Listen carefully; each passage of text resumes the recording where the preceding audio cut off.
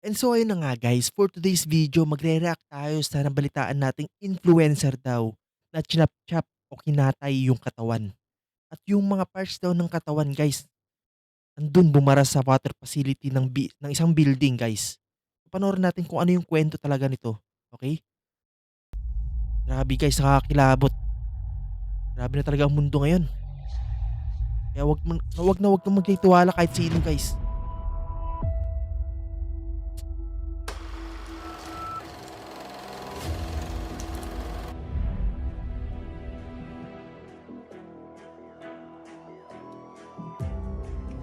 Grabe guys, balita ko nga napakabata pa nung influencer na 'to guys na kinatay. Grabe. Panoorin natin kung ano bang istorya nito. Kung bakit siya kinatay, ano bang galit nung Meron tayong umano sa isang kanya, tara. influencer na pag-uusapan ngayong Mm. gabi. Ito ang kanyang mga larawan. Napakabata niya pa. 19 years old pa lamang. Ang Grabe, 19 years old, sobrang bata guys. Wow. dami sa social media ng mga nagpo-post tungkol sa kanya ng RIP o Gone Too Soon. Meron ding mga naiiyak Grabe. dahil sa nangyari. Even may messages po dun sa Instagram kung saan nyo ko pinapadala ng request. Medyo flooded po yung aking mga requests dahil dito sa 19 years old na influencer na babanggitin ko sa inyo. So syempre, na-curious po ako. Kaya Mhm. sinearch ko. Type ako. Punta ako sa Google. Fabiola Alejandra Caicedo Piña. Pindot akong ganun. Enter. Grabe guys, ang ganda ng pangalan. Ang ganda pa talaga ng pangalan niya guys. Mahaba pero maganda yung pangalan niya.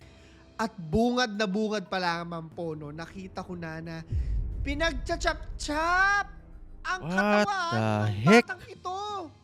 So, totoo nga yung nabalitaan natin guys talaga kahit sa internet talagang sinasabi na this this what? Basta pinagcha-chop-chop guys, Alam niyo, gano'n. napaisip ako kasi ang lala.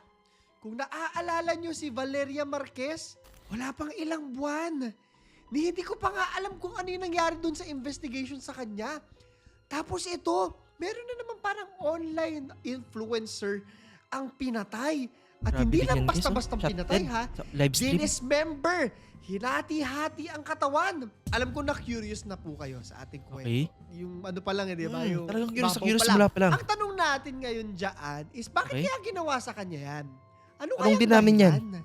At sino ba itong si Fabiola? Bago natin daanan yan, Uh-huh. tignan muna natin yung buong sitwasyon ha. Mhm. Uumpisahan po natin itong kwento sa kahuli-hulihan. O, normally, ang kwento nag-umpisa sa harapan. Pero for now, uumpisahan natin sa huli. Sa paghahanap natin ng katawan at sa paghahanap po natin ng katotohanan, ang starting point natin ay ang hulihan. Bah, kakaiba 'to guys, Instead na magsimula tayo sa starting point ng storya, sa hulihan tayo, dun agad sa pinaka-climax niya o dun agad sa pinaka-end story niya. Sige nga. At ang puntong yan ay ang final post of Fabiola Alejandra aka China Baby. Dahil nga meron Wow, itong presence sa social media. okey. And for context lang din po na isang araw Pero hindi pa naman siya gano'n kasikat pala 'no, 6,200 followers. Pero matatawag pa rin siyang influencer kaya, basta nag-aano ka sa social media, gumagawa ka ng mga content, influencer ka pa rin. Pero hindi, for real context siguro sumikat lang siya nung chinap-chop siya. bigla lang nawala. So normally po, ang mga viewers, syempre, pamilya, friends, Okey. lahat yan hahanapin po siya. At Mhm. meron lang silang so far, I think, iisang lead habang hindi nahahanap to, no, na pwede nilang balik-balikan kung saan Hmm. huling makikita ang dalaga. At yan nga ay yung huling post na sinasabi ko sa inyo. Eto yun, Ano 'yan? sabay-sabay nating panoorin. Makikita dito ang influencer na parang nagli-lip sync sa isang kanta. Like most content creators, di ba? So far, there is nothing different naman dito sa mga ginagawa niya. Pero tignan yung maigi. And do you think this video has any clues kung nasaan siya, kung ano yung nangyari sa kanya? So, based dun sa background niya, parang may red na curtain, 'di ba? May red na curtain. So, possibly yung red na curtain na yun ano yun, kurtina ng ano yun, ng hotel, okey? So, hindi tayo puwedeng mag-judge pero, basically based dun sa nakita natin, possibly sa kurtina ng hotel yan at yung setup niya nasa hotel siya. or kung anong ginawa niya. Malay natin, di ba, may mga makita kayo. Feel free to comment below. But like most of you, hindi rin kasi ako familiar po sa kanya. So nagtitingin po ako sa mga comments at dito na iikot ang ating mundo. Parang natakot lang ako lalo.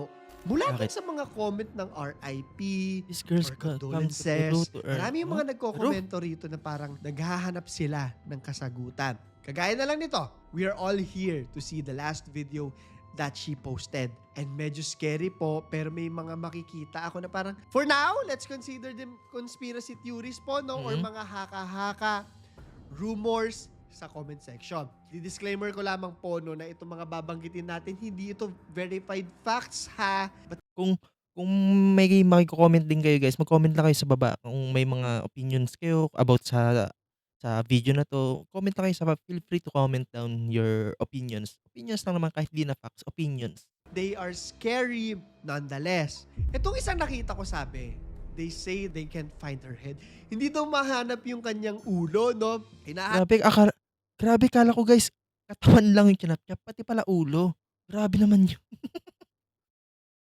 ko po kung merong mga ganyan nagsasabi sa balita. So far, wala po akong nalalaman. Baka usap-usapan yan sa kanila. Kasi di ba kung taga saan ka at nakikita nyo yung mga nangyayari talagang patayan Oo. dyan, kayo lang yung nakakaalam. Kumbaga parang open secret nyo. So baka ganun sa kanila. Meron din po ditong isang nagsabi, no? Sabi, just heard her ex was unalived in 2022.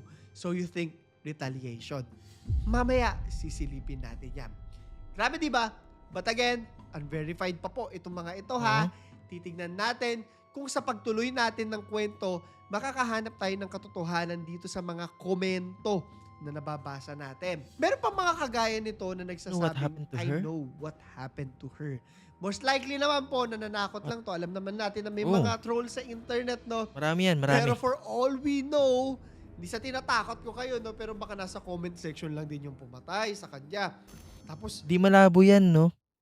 Kung sakaling totoo man yung comment no na, I know what happened to her. Nasa kanya na lang din yun. Hindi naman natin siya mapipilit na magsalita dyan sa comment section kasi pwede magamit sa kanya yan sa korte or something like that. Pero, tignan natin kung anong mga susunod na habang istorya. nagbabasa-basa siya, kasama pala natin siya, di ba? Sobrang clueless natin lahat. The possibilities are endless. Sa ngayon, titingin naman tayo dun sa mga facts ng kwentong ito. Alam na natin yung nangyari sa kanya. Fact yon, na-dismember siya.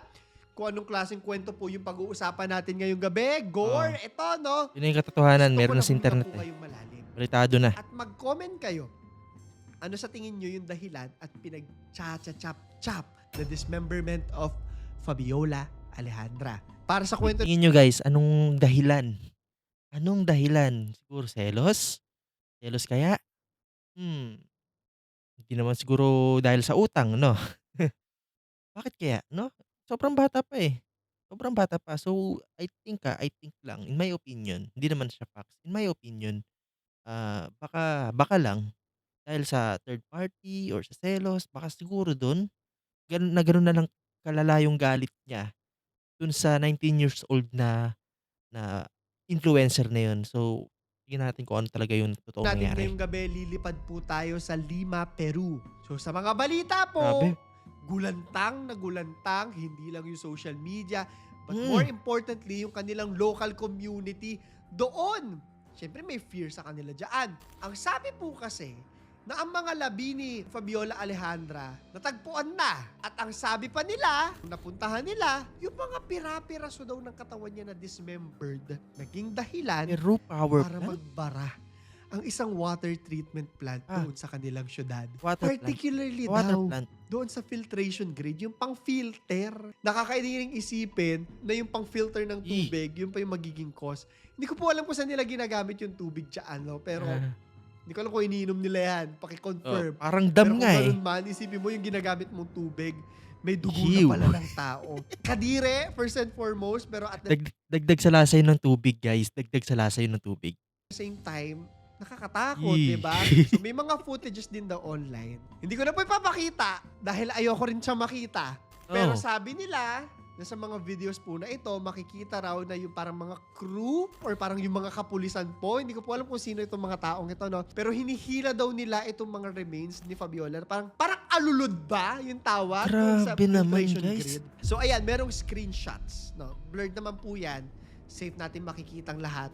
Pero nakakatakot, diba? Imagine mo yung katawan doon ni Fabiola Jam. Oo. So, nakuha na raw itong Number- katawan niya So, after 9 days or more of searching, June 9, 2025. Kung saan nasabi ko kanina, yung starting point is yung 9 days before doon sa kanyang huling post. Eto ngayon yung Grabe. importanteng katanungan. Ah? Okay. Ah. Alam ko iniisip nyo, Mm. Kuya Claro, sabi mo chinap-chap siya. Sabi mo hati-hati siya. Oo. Sabi mo, pira-piraso siya. So, paano nila malalaman na katawan niya yun? Okay. DNA? May claims pa kanina, no? Yung rumors kanina na wala daw ulo. So, nagbabasa-basa po ako, no? Dahil sa totoo lang, yun din yung una kong katanungan. And I found out na after makita nung katawan, nagkaroon sila ng forensics team na sumure at napatunayan naman po, no? Na-test naman lahat. Pero, medyo hindi na rin nila kailangan i-test sa totoo lang kasi meron silang mga importanteng detalye na nakita. At Ano yun? ayun, ay yung mga tato sa kanyang katawan. At medyo marami-rami po ito. Kaya, most likely, siya na talaga yun. 99%. If mali Guys, oo. Tattoo pa lang, sa tattoo pa lang. Kahit no need na ng DNA. Yun ay makakapagpatunay na katawan o part ng katawan niya talaga yun. ligaw kayo doon sa kanyang social Guys, puro media tattoo siya account, rin siya. Oh. medyo pa-sexy, the way I see it, no? Medyo pa-sexy yung kanyang branding. So, nagpapakita talaga siya ng kanyang balat. And just Yun nga. one look, makikita natin yung sa dibdib man lang ba na may nakasulat, yung wrist, anong tawag Ayan, dito? Hindi yung- ko alam kung wrist, pero yung bandang gilid ng siko. Basta sa kamay. Sa bandang pribadong parte sa dibdib po, no, sa loob ng, Mm. sa dede niya, Mm. meron din po. So, locked in, sure na sure, siya yan. Yung likod niya rin Yan, daw, meron po, nakikita ko po sa mga articles po, no, na may sinasabi na may nakalagay dun sa likod niya na Paula Sofia at may date daw na nakalagay dun, investigasyon. So, nag-impisa na rin yung investigasyon, nagtatanong-tanong yung mga kapulisan. Ano pinag-uusapan na worldwide Di ba? Usually, Oo, nasa pag internet talagang yan may media coverage po, no, talagang nape-pressure din kasi yung mga kapulisan. So talagang mas napapuwersa sila magtanong-tanong at bilisan yung kanilang mga investigasyon. Kasi At syempre, kailangan agad ng kasagutan pag ganyan. unang tatanungin po nila ay ang kamag-anak. Importante po itong i-discuss natin sa kung ano yung posible na nangyari sa kanya. So, tinanong sila, ano We're po sa told tingin as nyo she was leaving, ang just nangyari? left and that Sabi was- nila, no, minor pa siya noon, nagulat na lang daw sila, isang araw, umalis sa bahay. Etong si Fabiola. At ang tanging nalaman na lamang po nila is patay na nga yung kanilang kamag-anak. Shocked sila and sad over how sudden everything happened. Kahit naman ako kung gano'n yung bigla-bigla akong mababalitaan na ang last na update ko lang sa kanya that time is umalis ng bahay, etcetera. Tapos ang next na mapabalitaan ko is gano'n na nga. Kahit sino magugulantang sa balita na For yun. context po, itong umalis na binabanggit ko po ha, Oo. hindi yung June 1 kung saan huling nakita si Fabiola. Umalis dahil matagal na siyang wala. Wala na silang contact. So napag-alaman po ng mga kapulisan, hindi ko masasabi sa inyo Okay. kung meron tong koneksyon sa pagpatay sa kanya, but tignan natin sa mga susunod. Si Fabiola daw po kasi ay talaga Venezuela talaga. Yun yung sinasabi ng mga kamag-anak na umalis. At nung minor pa siya, sumama siya para makipag-live-in doon sa boyfriend niya sa Lima, Peru. I-stop ko muna dyan, ha? Bibitinin ko muna kayo. Oh. Ngayon, hindi lang naman po yung mga kapulisan ang naghahanap ng kasagutan, hindi lang yung pamilya, buong social media po, unti-unti na rin maghahanap ng kani-kanilang mga kasagutan. Siyempre, So kanya-kanya na yan. magdi-disclaimer lamang po ako na wala sa mga babanggitin natin ang absolute fact. Bagkos, mga teorya na iisa-isahin natin. Theories of Fabiola's death. Nabanggit ko kanina na ilang taon bago mamatay si Fabiola, sumama ito sa Water kanyang plant. boyfriend mula Venezuela papuntang Peru. Peru. Which leads us to theory number 1. Conspiracy theory ito, itong number 1. Ang pangalan po ng jowa niya ay si Maynard, sana tama pagkakabanggit ko, Jimenez Maynard? Castillo. Noong 2022, napag-alaman nila yung apelyido tsaka yung middle name nung yung ex niya is parang pang Pinoy, eh, 'no? Castillo, tapos na Jimenez. Actually, may pinsan nga akong Jimenez to be honest, Pinoy din.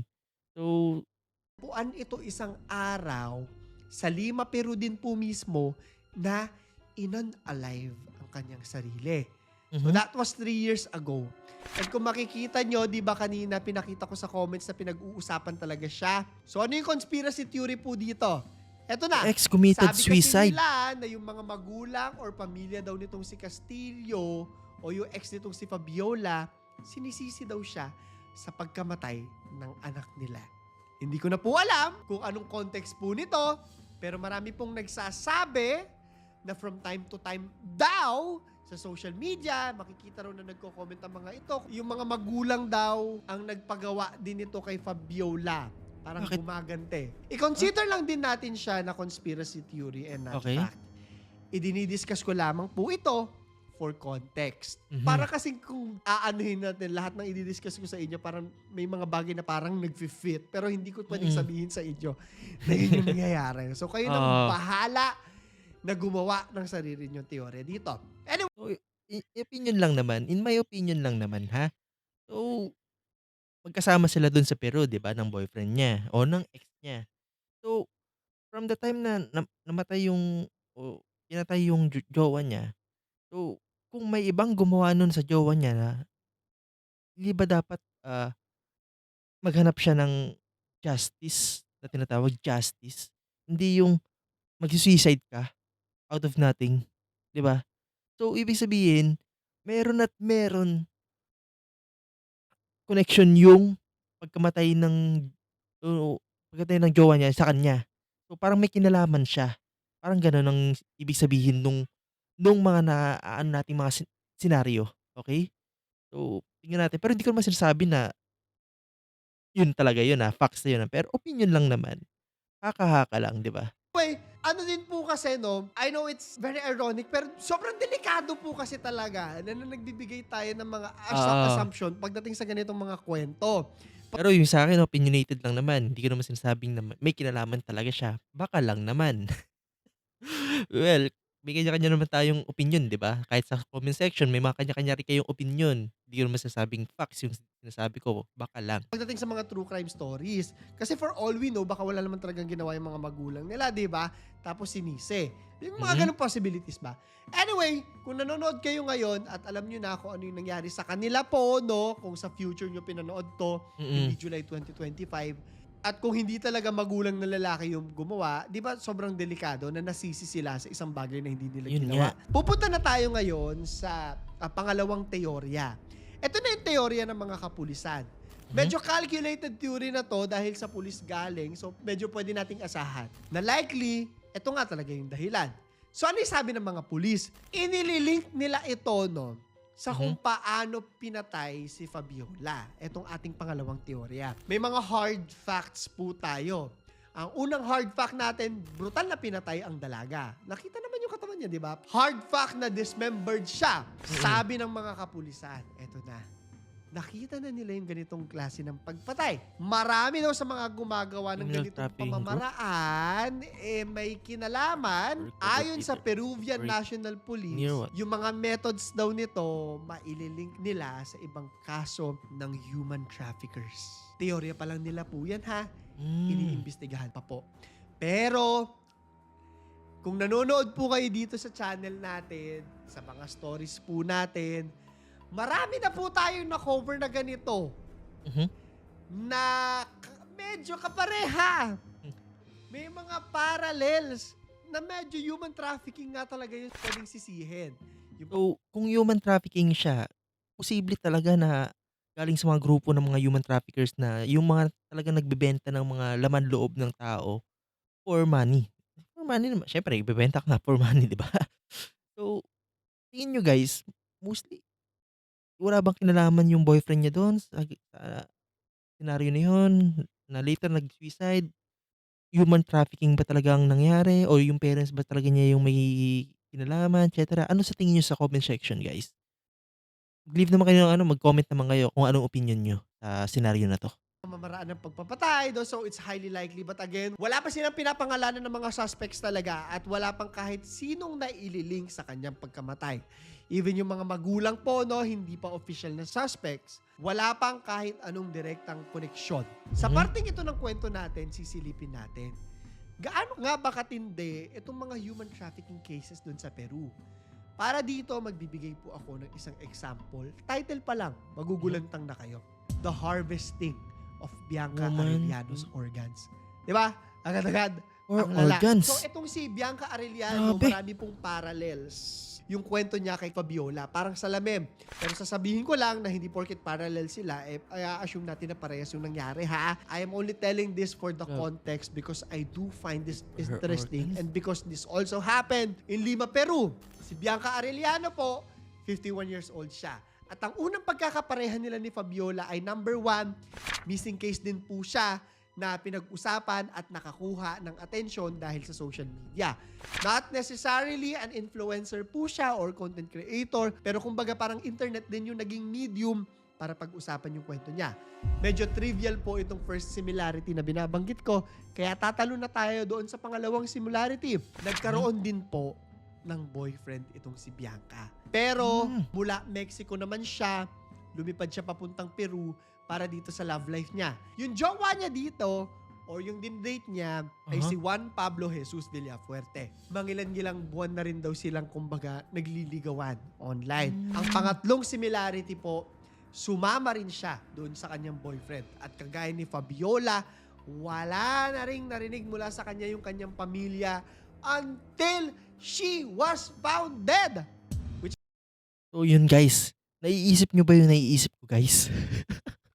So kung similar nga yun, parang lumalabas na yung boyfriend nung dalawang biktima na yun, I mean, yung dalawang boyfriend na nung biktimang nasabi guys, is parang lumalabas na kasama or miyembro nung mga human traffickers, 'di ba? Na parang ang estilo nila is parang ah makikipagkilala sila online, manliligaw sila ng babae hanggang sa papuntahin nila yung mismong babae dun sa Peru mismo. And then 'pag yung, jowa nila nakarating na dun sa Peru, dun na nila gagawing or dun nila siguro ibebenta yung jowa nila, for human traffickers. Di natin alam, pero this is just my opinion only guys 'no, hindi naman siya facts. Pero kung kayo guys, ganun din ba yung opinion niyo? Comment niyo naman sa baba kung anong opinion niyo guys. Leads us to our fourth similarity. Isang araw, natagpuan na nga lang din siyang patay, di ba? At kagaya ni Fabiola, pira-piraso na rin ang katawan. Dismembered din siya. Parehas sa kaso Hindi guys. yung kanya. Sa isang beach kasi siya nahanap. November 9. Meron nakakita sa kanya isang local fisherman. Nakita raw faceless head itong lumulutang, no? So kung totoo man Grabe. na wala rin pong mukha or ulo itong si Fabiola, may similarities na naman sila. Sa Port of Huacho, nakita yung katawan nitong si Bianca. Hanggang sa isang-isa na raw nakita yung mga parte nila, braso, paa. Pero meron silang isang parte ng katawan na nakita na mas ikinatakot nila. Ano yun? Nakita nila yung torso. Pero nung napansin nila, Torso? wala na raw yung mga organs. Alam na this guys. Alam na this. So, hindi ko masasabing sure or fact na yun na talaga yun, ha? Pero most likely talagang human trafficking nga talagang nangyayari guys. Out for human organs, 'di ba? So, ang nangyayari diyan, ano sila ng mangbibiktima sila ng ganyan, chachap-chapin nila tapos yung laman loob ng tao guys ibebenta nila sa black market or sa dark web, okey? Grabe guys yung nangyayari sa mundo natin ngayon. Charge po ng human organ trafficking itong boyfriend niya na si Juan Pablo. At kagaya ng kwento ni Fabiola, yung mga tao po, marami ring napansin sa social media accounts. Kagaya na lang nitong sa boyfriend, sabi nila na may mga post daw ito na nagfi-feature ng dissection or analysis of human organs. Kagaya ng pancreas at utak. Naniniwala yung mga kapulisan na hindi raw ito mag-isa sa pagpatay. Which Oo, grupo yan. hints na baka isa itong miyembro ng human trafficking syndicate. Ihinto ko po Oo. muna dyan yung kwento ha. Kasi napakaganda niya For rin sure. kwento. na pwede nating pag-usapan sa isang hiwalay na episode. However, uulit-ulitin ko lang po, dinidiscuss natin to because of the parallel. At bilang example sa mga nangyayari sa Lima, Peru, isang Google search lang din po, medyo may makikita ka ng ibang mga kaso na katulad din nito sa kanila. Grabe! Yan lang ang salita na magagamit ko. Oh, grabe Babalikan talaga, po natin grabe si guys. Fabiola. Sa ngayon, wala pang nakakaalam kung ano talaga yung nangyari sa kanya, kung sino talaga yung gumawa, kung si Dick. Kaya kaya kayo guys, alam niyo na, 'pag may naging jowa kayo from Peru na nakilala niyo lang sa online, alam niyo na, ha? Iwasan niyo na agad, iwasan niyo na kasi alam niyo nang mangyayari 'pag napunta kayo sa Peru. Kato ba talaga to? Kung may kinalaman ba talaga yung pamilya ng ex niya? Kung biktima ba talaga siya ng human trafficking? Kung human trafficker ba talaga yung boyfriend niya? Hindi po natin alam lahat yan, ha? Teorya pa lang ang lahat sa ngayon. Pero meron akong isang bagay na gustong suriin dito Ano at 'yun? i-highlight sa inyo. Medyo off track po tayo, no? Mhm. Pero ito yung role ng social media. Kaliwat kanan ang naging papel ng social media sa kwentong ito. Para siyang double-edged sword. On Mm. one hand, nakatulong po ito para malaman yung kaso niya, mapag-usapan. But on the other hand, naging dahilan ito para pakialaman yung mga yung personal niyang buhay at gumawa ng kanya-kanyang conspiracy theory na kung tutuusin, delikado po talaga. Especially if ang mga inaakusahan ng mga tao inosente talaga. Naging daan din ang social media para makilala siya bilang isang taong buhay at maihayag niya yung kanyang sarili. But then again, what if social media yung dahilan para mapag-aralan siya kung sino man yung pumatay sa kanya? Ang internet din kasi pwede maging instrumento para mahanap natin ang magmamahal sa atin ng habang buhay. One hand na naman. On the other hand din, maaaring ang internet din ang instrumento para mahanap natin yung magwawakas sa ating buhay. Kaya Yun lang. mag-ingat kayo sa pakikipag-date at sa mga Beware, kinakaligid beware. nyo. Lalo na kung sa internet nyo lang nakilala. 'Di ba? Wala namang Mahirap yun, masamang guys. makipag-date online, pero kilalanin na maigi yung sinasamahan. Mm. Again, double-edged sword. Si Fabiola ay hindi lang isang content creator. Isa rin po siyang bata na naghahanap lamang ng koneksyon. Maybe ng kaligtasan, maybe ng konting pagmamahal, mula sa isang mundo na minsan ay medyo malamig, cold. Mm. Sa pag-expose natin ng ating mga sarili online, kagaya ni Fabiola, Mhm. hindi po lahat na nagko-comment sa atin, pinupuri tayo, mahal tayo.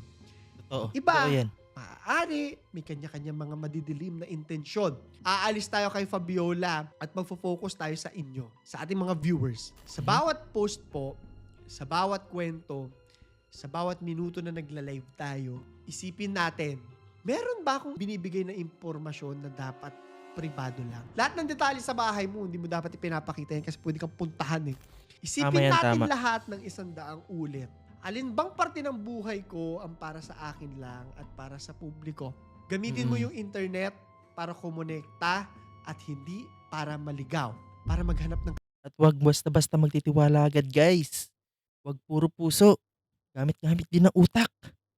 Isipin niyo parati bakit ano ba yung ano niya, ano ba yung rason or ano ba yung, gusto niyang, mangyari. Bakit gusto ko niyang pumunta dun or bakit ano bang gusto niyang mangyari sa'yo, ano bang gusto niyang